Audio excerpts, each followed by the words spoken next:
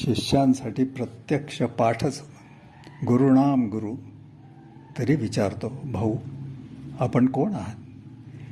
पुंडलिकजी कातगडेंसोबत विनोदी प्रसंगांची देवाणघेवाण असो की मित्र, सखे, शिष्य, बाल, युवक असोत की कुटुंबीय, नातेवाईक असोत, कोणत्या वेळी, कोणाशी, केव्हा, कसं बोलायचं, सलगी साधायची याचा नमुना पाठच आपण देत असत.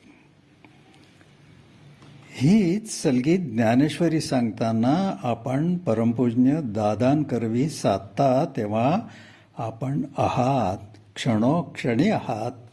तरी विचारावं असं वाटतं, भाऊ आपण कोण आहात? अमुक एक समजावं तसं आपण नसता, आणि अमुक एक नाही समजावं तर तसं दिसता. काय समजावं समजत नाही भाऊ. म्हणून विचारतो, आपण